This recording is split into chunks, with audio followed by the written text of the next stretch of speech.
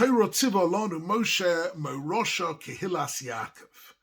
Famous pasuk at the very end of the Chumash in Bezos HaBracha.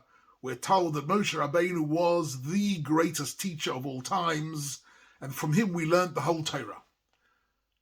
Chazal in Gemara Makkas Daf Kaf Gimel tell us actually something a little bit different. They say that actually the word Torah has a gematria value of 611, and the message there is that Moshe Rabbeinu only taught us 611 mitzvahs. What about the other two, says the Gemara? The Gemara says, no, the other two, you've got to look at Parshas Yitro, and you will find out that Onochi v'lo yirlecha mipi hagvura shamanum. We heard two mitzvahs directly from HaKadosh Baruch Hu, and we didn't need Moshe Rabbeinu for that. We didn't need any intermediary to explain to us the Dvar Hashem. That we got directly. Onochi v'lo yirlecha, the first of the two commandments, is something that Klal Yisrael heard directly from HaKadosh Baruch Hu. Atem re'isem ki min hashamayim dibarti imochem. We read in this week's Parshas Yisro that in actual fact Klal Yisrael had a direct nevuah, a moment of direct nevuah, a revelation from HaKadosh Baruch Hu, something which is totally singular, a one-off event, something so remarkable we can hardly understand what it means, but it was a moment of Klal Yisrael reaching a madrega which was of the highest quality, and at that point we didn't need anybody to teach us the Torah. Klal Yisrael had a direct experience of hearing the Dvar Hashem from HaKadosh Baruch Hu, and the pasuk actually says that HaKadosh Baruch Hu says to Moshe Rabbeinu, the whole point of the whole Aseres HaDibros was that Klal Yisrael will hear that HaKadosh Baruch Hu speaks to them directly, and as a result of that, v'gam b'cho ya'aminu la'ulam. This will underpin the emunah of Klal Yisrael in Torah min hashamayim, that like they heard the first two commandments, Moshe Rabbeinu heard the rest of the Torah, and that was the great gift of Moshe Rabbeinu giving us the Torah mepi hagevura, the rest of the 611 mitzvahs. My good friend Rabbi Jonathan Sacks, Zichron Levracha, used to like quoting the famous French philosopher Jean-Jacques Rousseau 250 years ago. Rousseau was one of the cornerstones of modern political theory in his book, The Social Contract, and he wrote about equality. He was the inspiration for the American Revolution and the French Revolution, and was a very profound thinker. And he describes himself, Rousseau describes himself as a lifelong Bible reader, and he speaks about Moses as the greatest lawgiver in the history of mankind. And he was overwhelmed by the power of the laws that Moshe Rabbeinu gave, and how those laws created the Hebrew people, as he calls them, who are the eternal people. And it's very interesting to see that actually the moment of Har Sinai gave us something quite unique, something which was unrepeated and unrepeatable. And I'd like to have a look at one or two details of the Aseres HaDibros. What was so special about these 10 commandments? Why were they chosen in the way they were chosen? Surely there are lots of other mitzvahs, the mitzvah of Yom Kippur, the mitzvah of Bris Milah, the mitzvah of Kashrus. There are lots of mitzvahs which are not in the Aseres HaDibros. And yet the Aseres HaDibros were the headline mitzvahs given to us by HaKadosh Baruch Hu at Har Sinai. And what can we see in this in this list of 10 mitzvahs? Very, very briefly, there's so much to this. Rashi in chapter 24 in Bash Mishpatim brings down the Chazal that actually all the Tariag mitzvahs are derived in one way or another from the 10 commandments. Exactly how that works, Rashi says the Rav Sadia Gaon had a whole system of how all the other mitzvahs in some way or another are connected to the Aseres HaDibros, but that's a subject for a different shir. What is interesting, though, is to see something about the deep structure of the Aseres HaDibros, and this is based on the Sforno and some writings of Rav Hirsch, and that's a very interesting in the Ibn Ezra. What exactly, there's a very interesting message here, and that is that the mitzvahs in general that the Torah gives us really engage us in 3 different levels.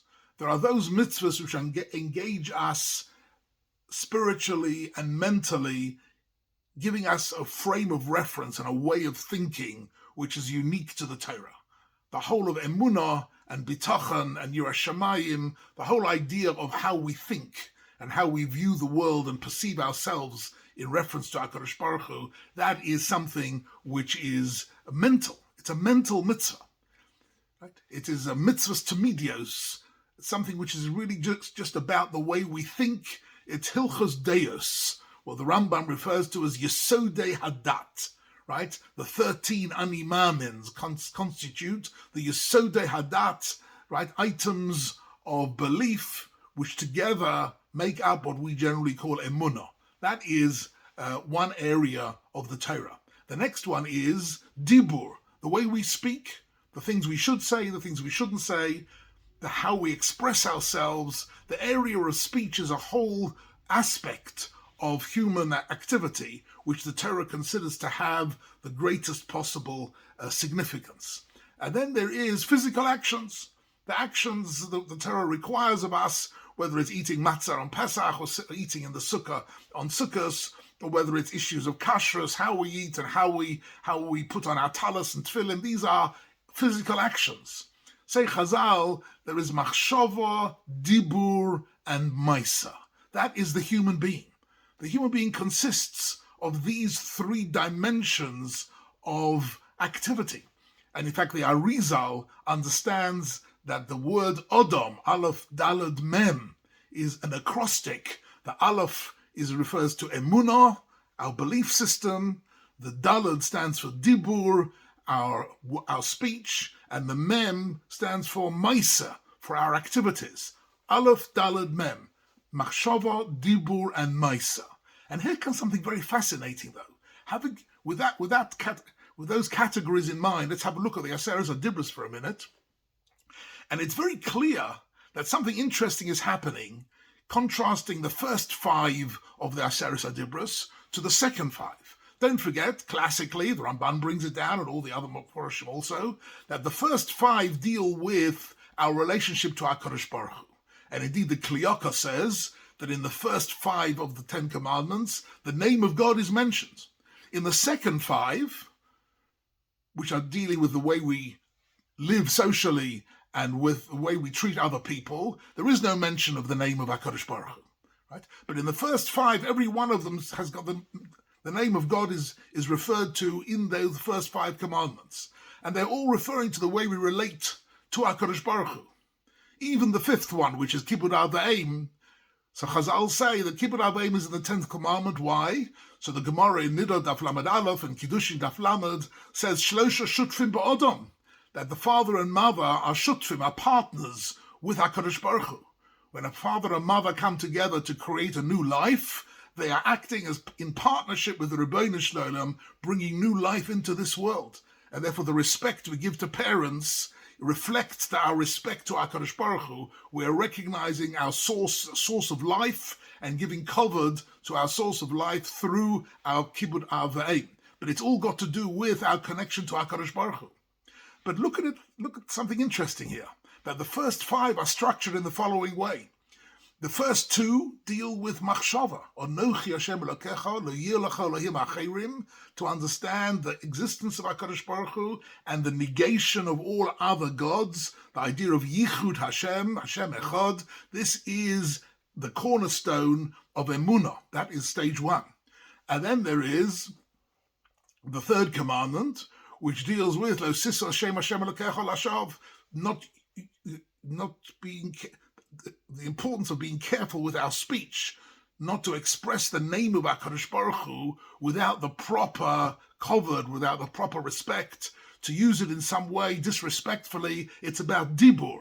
And then there is Shabbos and Kibbud Av V'Eim, which are lamaisa, how we behave on Shabbos, the malachas of Shabbos, making sure that we don't engage in those activities which are a violation of the Shabbos, making sure we engage in Kibbud Av V'Eim, which means to care for one's parents and make sure they're fully housed and clothed and fed and looked after in the best way possible, and that we take care of them. These are the Maisim. So we have on the first side of the Luchos, we have an interesting progression, starting with Machshava, going through Dibur, and ending with Maisa. But have a look at the second 5 commandments. The 5 commandments which deal with bein odom lechaveiro, with the way we deal with other people. The sequence is reversed. It starts off lo sirtzach, lo sinov, lo signov. It's talking about action. If the most important thing with bein odom lechaveiro is how we act, how we behave, to make sure we don't damage other people, to make sure we don't hurt them or their belongings, or in any way destroy the covered or the life of other people. That's how it starts. And then from actions, it refers to dibur, right? Not to give false witness. And that is how we speak, to make sure we don't commit any falsehoods in the way we treat other people. And it ends with machshava, lo sachmod.